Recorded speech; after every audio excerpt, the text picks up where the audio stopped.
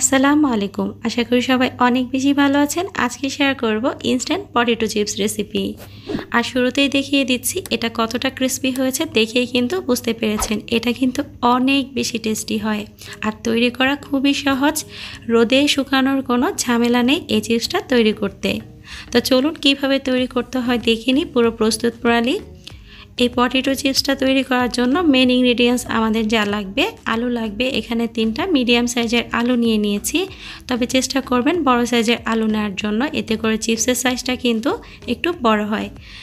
এই আলুগুলোকে খুব ভালোভাবে ধুয়ে নিয়ে একটা নাইফের মাধ্যমে খোসাগুলোকে ছাড়িয়ে নিচ্ছি।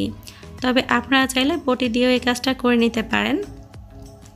আলুগুলো খোসা ছাড়ানো হয়ে গিয়েছে, এখন আমি আলুগুলোকে স্লাইস করে কেটে নিচ্ছি। আমি নাইফের মাধ্যমে খুবই পাতলা পাতলা করে স্লাইস করে নিচ্ছি, দেখে কিন্তু বুঝতে পেরেছেন। আর আপনাদের কাছে যদি চিপস কাটার থাকে অথবা স্লাইস করার মতো যে কোনো ধরনের কাটার থাকে, সেগুলো দিয়েও কিন্তু খুব সহজে কেটে নিতে পারেন। তবে আমি যেহেতু হাতে কেটে নিচ্ছি, হয়তোবা কোনো একটা সাইড মোটা অথবা পাতলা হবে, সেজন্য একটু লক্ষ্য রেখে আলুগুলোকে কেটে নিতে হবে। তবে চেষ্টা করবেন সবগুলো সাইডই সমান রেখে, কোনো সাইড যেন মোটা অথবা কোনো সাইড যেন খুব বেশি পাতলা না হয়ে যায়, সেটা মাথায় রেখে এই আলুগুলো কেটে নেওয়ার। আপনারা কিন্তু চাইলে আপনাদের সুবিধা অনুযায়ী বটি দিয়েও আলুগুলো স্লাইস করে কেটে নিতে পারেন। আলুগুলো আমার কাটা হয়ে গিয়েছে, এখন আমি একটা স্লাইস দেখিয়ে দিচ্ছি এটা ঠিক কেমন হবে। দেখেই বুঝতে পেরেছেন, স্লাইসটা যখন আমি হাতে নিয়েছি অপর সাইড থেকে কিন্তু আমার আঙুলটা দেখা যাচ্ছে। আমি যথেষ্ট পাতলা করে কাটার চেষ্টা করেছি। এখন আমি এই আলুর স্লাইসগুলোকে একদম ফ্রিজে রাখা ঠান্ডা পানির মধ্যে 10 মিনিটের জন্য ভিজিয়ে রাখবো। এতে করে আলুতে থাকা কষগুলো কিন্তু বের হয়ে যাবে। এতে করে আলুটা কিন্তু কালো হয়ে যাবে না, আর ভাজার পরেও কিন্তু অনেকটাই দেখতে ভালো লাগবে। আলুর মধ্যে যদি কষ থাকে তখন কিন্তু ভাজার পর দেখতেও ভালো লাগে না, আর ভাজাটাও কিন্তু খুব বেশি ভালো হয় না। 10 মিনিট পর ফিরে আসব। আমার 10 মিনিট হয়ে গিয়েছে। এখন আমি পানিটাকে ড্রেন আউট করে আবারও পানি দিয়ে খুব ভালোভাবে ধুয়ে নিচ্ছি। আলুগুলো ধুয়ে নিয়ে এখন একটি স্ট্রেনারের মধ্যে উঠিয়ে নিচ্ছি। এতে করে আলুর গায়ে থাকা এক্সট্রা পানিগুলো কিন্তু ঝরে যাবে। 10 মিনিটের জন্য এটাকে আমি রেখে দিব। তবে আপনারা চাইলে বড় কোনো পাত্রে আলুগুলোকে ছড়িয়ে দিতে পারেন, তাতে করে কিন্তু আরও কম সময় লাগবে আলুর পানিগুলো শুকিয়ে যেতে। খুব বেশি সময় রাখার প্রয়োজন নেই, 5 থেকে 10 মিনিট সময় রাখলেই কিন্তু খুব ভালোভাবে আলুর গায়ের এক্সট্রা পানিগুলো শুকিয়ে যাবে। এই চিপসগুলো ভাজার জন্য আমি একটা প্যানে পর্যাপ্ত পরিমাণ তেল নিয়ে নিয়েছি, আর অবশ্যই ডুবো তেলে চিপসগুলো ভেজে নিতে হবে। আলুর স্লাইসগুলো সবগুলো একই সাথে দিয়ে দিচ্ছি না, একটা একটা করে একটু ফাঁকা ফাঁকা রেখে আলুর চিপসগুলো দিয়ে দিতে হবে। আমি এই আলুর স্লাইসগুলোকে 2 বারে ভেজে নেব। অর্ধেকটা এখানে দিয়ে দিয়েছি।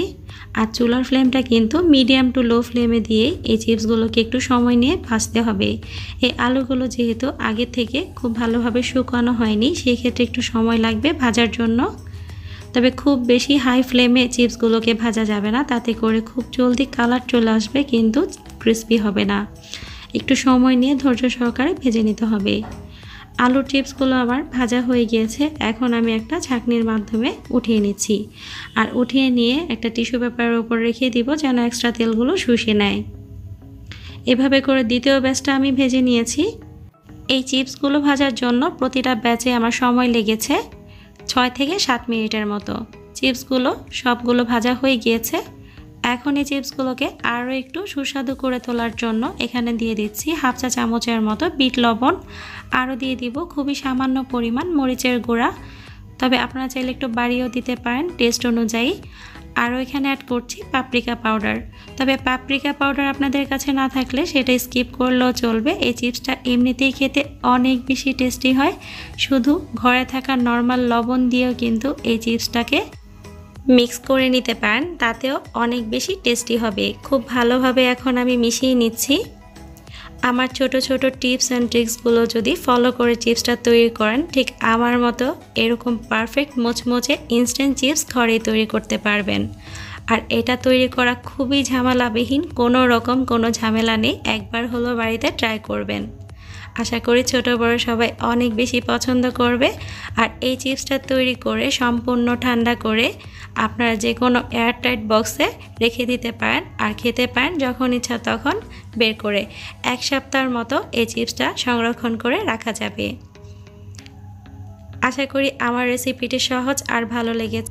রেসিপিটি ভালো লাগলে একটা লাইক, কমেন্ট, শেয়ার করে আমাকে সাপোর্ট করবেন। আর অনুরোধ থাকবে চ্যানেলটিকে সাবস্ক্রাইব করার জন্য। আর নিত্য নতুন রেসিপি পাওয়ার জন্য বেল আইকনটিতে ক্লিক করে রাখবেন। তাতে করে যখনই আমি নতুন কোনো রেসিপি আপলোড করব তা চলে যাবে সরাসরি আপনাদের নোটিফিকেশনে। আর যারা অলরেডি আমার চ্যানেলটিকে সাবস্ক্রাইব করে ফেলেছেন তাদেরকে অনেক বেশি ধন্যবাদ। আর যারা করেননি প্লিজ করে দিবেন। তো ভালো থাকবেন। ভিডিওটি দেখার জন্য সবাইকে অনেক বেশি ধন্যবাদ। আজকে এই পর্যন্তই। আল্লাহ হাফেজ।